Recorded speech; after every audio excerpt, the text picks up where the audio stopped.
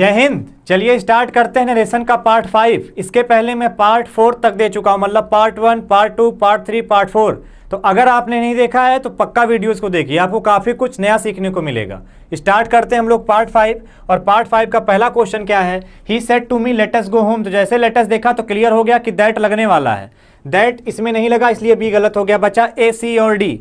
अब याद रखना कि आर्ट करते नहीं, जब भी कहीं लेटेस्ट होता है तो प्रपोज या सजेस्टेड करते हैं और उसके बाद अगर ऑब्जेक्ट टू लगा हुआ है तो टू का यूज करते हैं।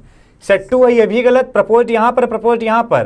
क्लियर है? अच्छा, ही प्रपोज्ड दैट लेटेस्ट है तो वी शुड गो होम। तो बच्चे प्रपोज दैट का यूज करेंगे हम, क्योंकि उसके बाद प्रपोज्ड हो या सजेस्टेड दैट क्लास हमेशा फॉलो की जाती है। यहाँ पे दैट क्लास कहीं फॉलो हो ही नहीं रही है, तो इसलिए हमने क्या देखा कि propose that we should go home, इसको हमने सही किया।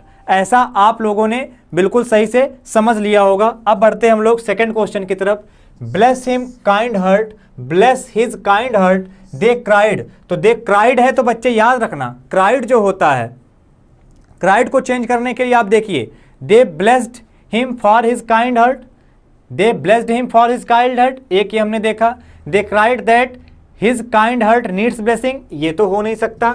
दे said that he had a bless, ये भी नहीं हो सकता।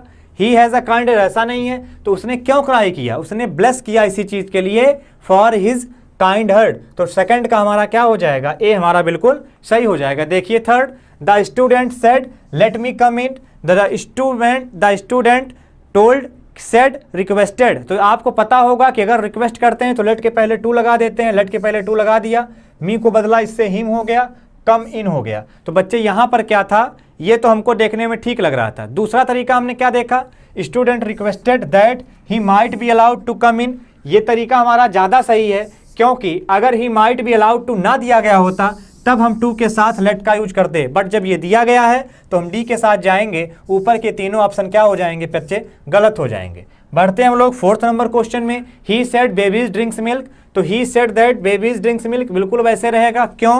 क्योंकि ये क्या है हमारा, ये हमारा यूनिवर्सल ट्रुथ है, कभी चेंज नहीं होता। तो he said that babies drink milk, ये सही हो गया। शुड हो नहीं सकता, बेबीज टू ड्रिंक हो नहीं सकता, ड्रैंक हो नहीं सकता, ए अपने आप सही हो गया।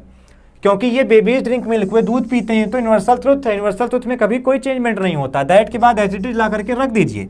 क्लियर हो गया होगा। पांचवा क्वेश्चन देखिए, he said the government is writing letters. तो क्या हो गया, ही said that the government is लगा है तो इज तो रहने वाला नहीं, विल हो नहीं सकता, रोट हो नहीं सकता, तो वाज राइटिंग लेटर्स हो गया। फिफ्थ का बी हो गया। कैसी लगी वीडियो कमेंट करके जरूर बताएं, लाइक करिए, शेयर करिए। जय हिंद, जय भारत।